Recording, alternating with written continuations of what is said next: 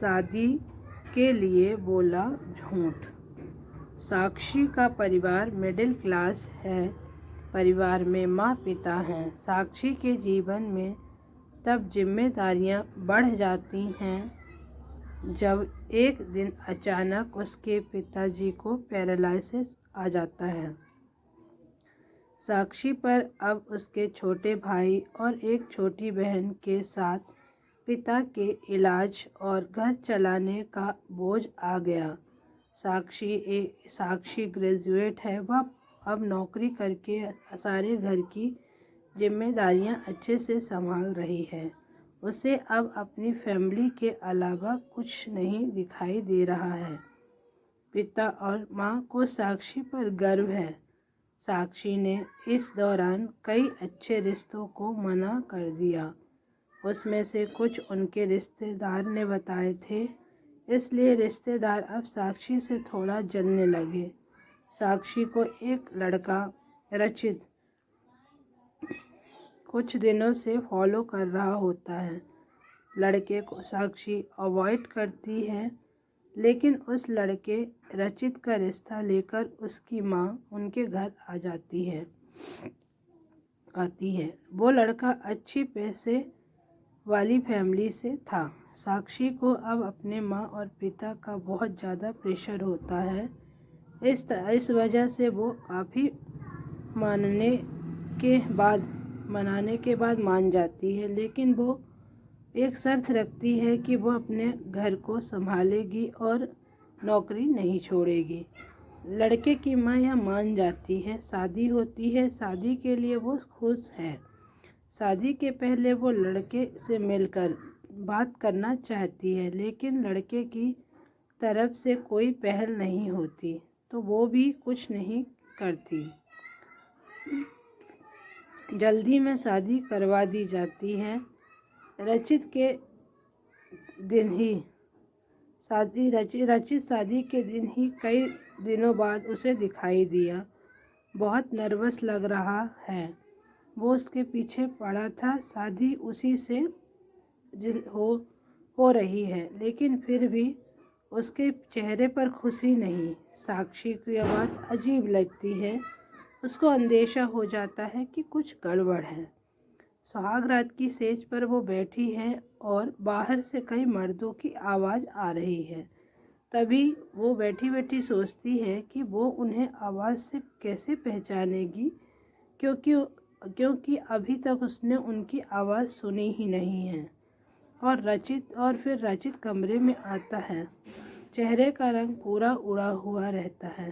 साक्षी एक नज़र चुपके से उठाकर उसे देखती है। वो भी बिस्तर के एक कोने पर बैठ जाता है। कुछ देर हो जाती है। साक्षी को अजीब लगता है, क्योंकि रचित ना कुछ बोलता है और ना ही उसके पास आता है। फिर साक्षी ही पहल करती है और कहती है, सुनिए, आप इतने नर्वस मत होइए, मुझे आप पसंद हैं। रचित उसकी ओर मुड़ता है। साक्षी उसको पूछती है, क्या हुआ, आप खुश तो हैं ना? रचित केवल गर्दन हिलाता है। साक्षी बोलती है, मुझे आपसे बहुत बातें करनी थी, लेकिन आपने पहल ही नहीं की। चलिए अब करते हैं। रचित अभी भी चुप रहता है। साक्षी फिर बोलती है, आप कुछ बोल क्यों नहीं रहे हैं? साक्षी रचित की आंखों में अब आंसू आ जाते हैं। साक्षी घबरा जाती है। क्या हुआ, मुझे बताइए। तो रचित अब साइन भाषा में बताता है कि वो बोल नहीं सकता। साक्षी को धक्का लगता है। वो चुप हो जाती है और रचित से दूर हो जाती है। पहली रात ही उसे पता चल जाता है कि उसके परिवार वालों के साथ धोखा हुआ, क्योंकि लड़के वालों ने इतनी बड़ी बात छिपाई। उसे धोखा बर्दाश्त नहीं होता। वो अपने घर वापस लौट आती है। उसके परिवार को भी इस बात का पता नहीं होता। परिवार वाले भी यह सुनकर शॉक रह जाते हैं और अपने आप को कोसते हैं कि उन्होंने जल्दी कर दी, पहले पता लगवाना था। साक्षी ने फैसला लिया कि अब वो कोर्ट में बात ले जाएगी। शादी के एक दिन बाद ही तलाक तक पहुंच जाती है।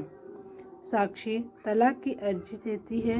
रचित की माँ साक्षी के घर आती है। साक्षी की माँ उन्हें भला बुरा कहती है। साक्षी उन्हें रोकती है। वो पूछती है, आपको ज़रूरी नहीं लगा इतनी बड़ी बात हमें बताना?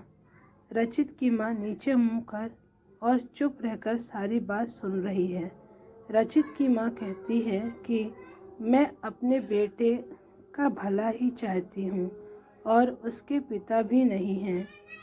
वो साक्षी को पसंद करता है, इसलिए वो साक्षी से शादी करना चाहता था।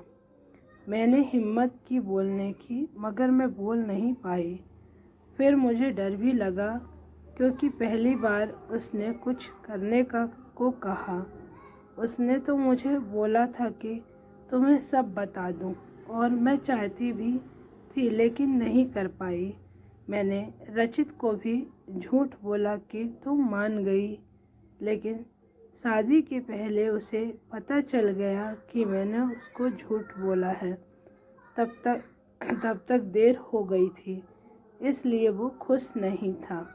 साक्षी, शायद तुम मुझे समझ पाओ। साक्षी अभी भी गुस्से में है।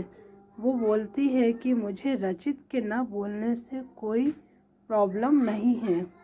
गुस्सा इस बात का है कि आपने धोखा दिया, झूठ बोला, और वो मुझे बर्दाश्त नहीं है। तलाक की अर्जी के बाद रिश्तेदार तो साक्षी और उसके परिवार की इस हालत पर खुश हैं।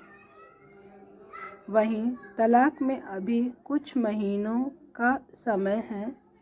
साक्षी अब अपने घर पर पहले की जीवन शैली पर लौट आती है। वो जॉब पर जाती है और कुछ दिनों बाद फिर रचित उसे दिखाई देता है। दूर से ही बस वह साक्षी को देखता है। साक्षी के ऑफिस के बाहर वो लगातार आता है 15 दिनों तक। साक्षी उसे अवॉइड करती है। फिर एक दिन उसके पास जा कर बोलती है, अब यह सब करने से कुछ नहीं होगा और मैं नहीं चाहती कि तुम कुछ नाटक करो, इसलिए यहाँ आना बंद कर दो, समझे? साक्षी की बातें वो सुन रहा है।